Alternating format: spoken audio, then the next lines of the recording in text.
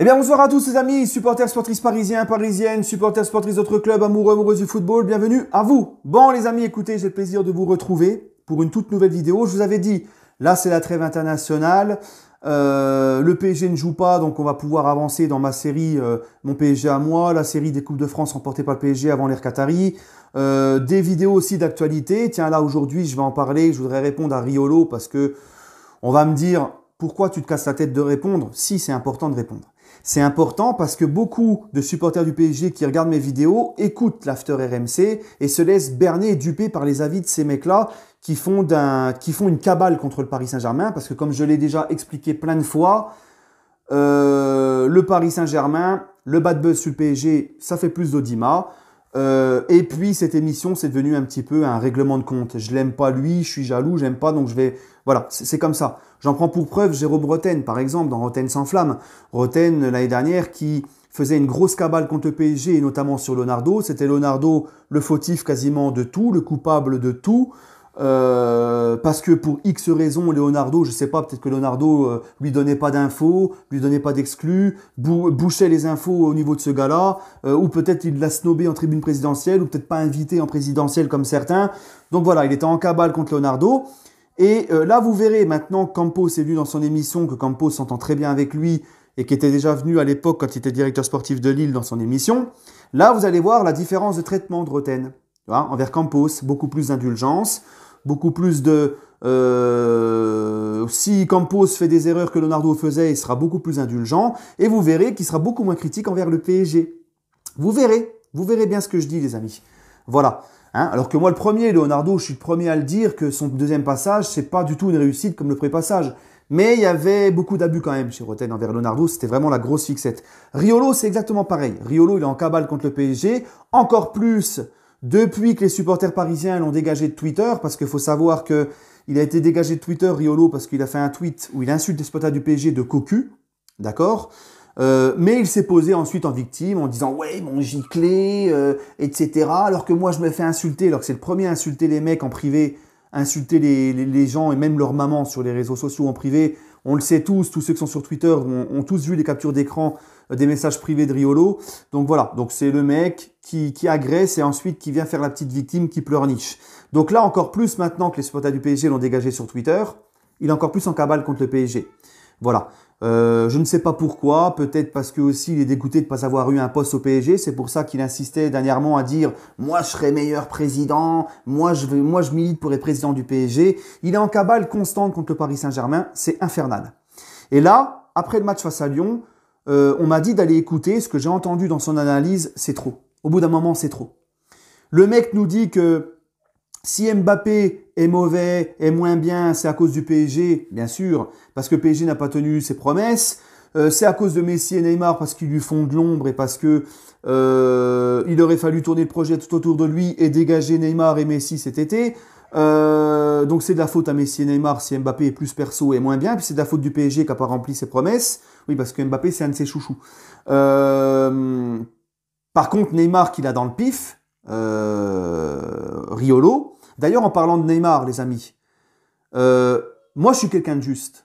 Moi, Neymar, je l'ai beaucoup allumé, et à juste titre, c'était pas pour rien, je l'ai beaucoup allumé, mais demain, préparez-vous, surtout les groupies de Neymar qui m'insultaient quand je le critiquais à juste titre, préparez votre plus belle robe de pop-up girl, demain, je fais une vidéo où je vais encenser Neymar et son début de saison, et je vais aussi répondre à ceux qui me disent que Neymar m'a fait fermer ma bouche, que je me suis trompé quand je l'ai critiqué. Voilà, c'était juste la petite parenthèse. Mais tu vois, moi, j'ai pas honte de dire que Neymar... j'aurais pas honte demain de dire que Neymar, c'est très bien comment il se comporte, c'est très bien ce qu'il fait, et et je suis très content. Contrairement à Riolo, qui n'a jamais eu depuis le début le bon état d'esprit, l'objectivité, la justice de dire que Neymar c'est très bien depuis le début de la saison. Ça, il veut pas le dire parce qu'il peut pas le piffrer. Donc voilà comment il est. Donc il est en cabale contre le PSG. Il dit aussi que donc, c'est le sujet de la vidéo, que Galtier n'a rien révolutionné dans ce PSG, qu'on ne comprend pas comment le PSG veut jouer, que ça joue mal, que rien n'a changé en fait. Voilà ce qu'on entend après la victoire face à Lyon. D'accord? Donc déjà nous dire Riolo qui nous dit que le PSG n'a absolument rien changé, enfin que Galtier n'a rien révolutionné, et il se moque de Galtier, ironiquement, il l'appelle le révolutionnaire pour se moquer de lui et le mépriser. Oui, parce qu'il est comme ça, Riolo. Depuis le début, il te dit que Galtier, c'est pas l'homme de la situation pour le PSG. Donc il va constamment taper sur le PSG, sur Galtier pour dire, voyez, je vous l'avais dit, je vous l'avais dit. Il va trouver le moindre truc pour dire, voyez, Galtier, c'est pas un bon mec. Là, il a fait une rubrique il n'y a pas très longtemps pour nous expliquer que le PSG n'est pas sur le bon chemin et le PSG n'a rien révolutionné. Il va attendre qu'une seule chose, c'est qu'on sorte de la Ligue des Champions. Oui, parce qu'en Ligue des Champions, les gars, c'est pas parce qu'on a une grosse équipe et de l'argent qu'on va la gagner, la Ligue des Champions. Ça ne marche pas comme ça. Il y a d'autres grosses équipes avec d'autres gros budgets, avec d'autres gros effectifs. Et au final, tu n'en as qu'un de vainqueur de Ligue des Champions. Hein?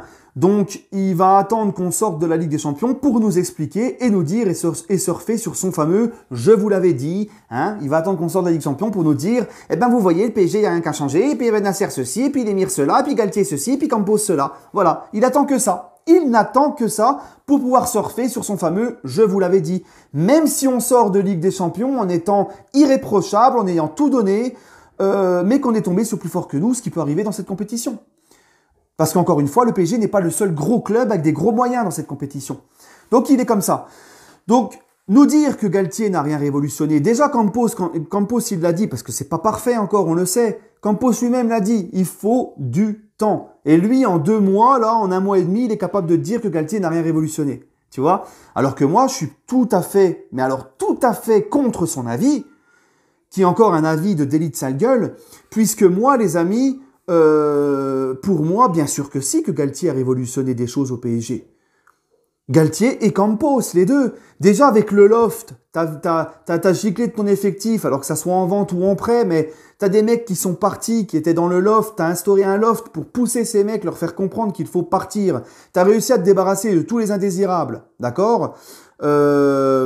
T'as un système, Pochettino par exemple, lui c'était 4-2-3-1, 4-3-3, il savait pas trop comment faire jouer cette équipe et tout. Galtier, c'est clair depuis le début, c'est un système en défense à 3, c'est le 3-4-2-1, c'est le 3-4-2-1 ou le 3-1-4-4-2 ou c'est une défense à 3. Le schéma il est clair, défini, c'est Messi et Neymar qui sont plus axiales et qui sont plus collés sur la ligne. Et t'as un Messi qui est dans le cœur du jeu. Si Messi et Neymar sont aussi très bons cette saison, c'est aussi parce que Galtier a su les faire jouer dans une meilleure position. Tu vois? Donc ça joue. Donc ça, c'est une révolution de Galtier. Le nouveau système, c'est une révolution de Galtier. Donc Riolo qui nous dit qu'il a su à rien révolutionner, c'est faux. La gestion des gardiens aussi. Qu'on soit d'accord ou pas avec le choix Navas numéro 2 et Donnarumma numéro 1, c'est pas ça le sujet. Mais au moins, il a su trancher. Un numéro 1 et un numéro 2. Il n'y a plus cette rotation de l'année dernière qui nous a coûté cher. Là, c'est clair et c'est défini. Il y a un numéro 1, un numéro 2. Donc Galtier, encore une fois, a révolutionné dans cette chose-là. C'est pareil au niveau de la mentalité, je suis désolé. Le match face à Lyon qu'on a fait hier, qu'on a fait dimanche, peut-être que sous Pochettino, je suis pas sûr qu'on le gagne. Le match face au Maccabi Haïfa, je suis pas sûr qu'on le gagne sous Pochettino. Rappelez-vous le 1-1 à Bruges, le match nul à Leipzig. Rappelez-vous. Là, je suis pas sûr que en étant mis autant en difficulté en première mi-temps, qu'on ait pu gagner le match sous Pochettino. Mais on a su le gagner sous Galtier. Il y a un changement aussi de mentalité, d'état d'esprit. Je vois malgré tout un Neymar beaucoup plus réinvesti, etc. Messi qui a fait plus d'efforts contre Lyon. C'est vrai que Messi, il fait pas tout le temps les efforts, mais contre Lyon, on les a vus, les efforts. Le milieu de terrain, lui qui nous dit que le milieu de terrain, face à Lyon, ne maîtrise rien, etc., le milieu de terrain, parce qu'il faut savoir aussi que lui nous dit que les milieux de terrain qu'on a amenés n'apportent rien de plus qu'un Paredes et qu'un Gueye. Moi, je suis désolé, t'as qu'à juste voir Vitinha pour comprendre que ce mec-là, il est au-dessus des mecs qui sont partis au PSG. Vitinha, il prend tous les milieux de terrain du PSG qu'on a dégagés, il les bouffe tous matin, midi et soir. Faut pas sortir de Saint-Cyr pour comprendre ça et le voir. Tu vois? Donc, bien sûr que si, qu'il y a une révolution dans le système de jeu, dans le jeu aussi. Moi, je prends beaucoup plus de plaisir, les amis, dites-moi vous aussi ou pas, mais je prends beaucoup plus de plaisir à regarder le PSG maintenant, sous Galtier, que sous Pochettino. Donc, il y a eu une révolution dans le jeu, dans le système, dans la rotation des gardiens, dans l'investissement des mecs, dans le mental des mecs, notamment les trois de devant, surtout Neymar. Donc, non, moi, je suis désolé. Bien sûr qu'il y a eu une très bonne, il y a eu une évolution, il y a eu une révolution. Les indésirables sont partis, tu vois. Enfin, moi je comprends pas. Je comprends pas cet acharnement sans cesse. C'est pour ça que je voulais y répondre aujourd'hui. Bref, les amis, de toute façon, on fera le bilan à la fin de saison, hein, comme à chaque fois. Pour le moment, moi, et moi le premier aussi, tout comme Riolo, hein, j'étais sceptique sur le choix Galtier. Mais pour le moment, force est de constater que c'est très satisfaisant. Tu as fait 11 matchs cette saison en comptant le trophée des champions. Tu as 10 victoires et un match nul. T'as également aussi sa communication en conférence de presse où c'est beaucoup plus clair, où ça parle mieux football, ça parle plus football, où contrairement à Pochettino, je regardais plus du tout les conférences de presse. Maintenant, je regarde les conférences de presse de Galtier, tu vois. Donc voilà. Moi, pour moi, si. Galtier a quand même changé pas mal de choses avec Campos au Paris Saint-Germain, n'en déplaise à monsieur Riolo l'acharné. Voilà, allez, prenez soin de vous les amis, et puis surtout, allez Paris.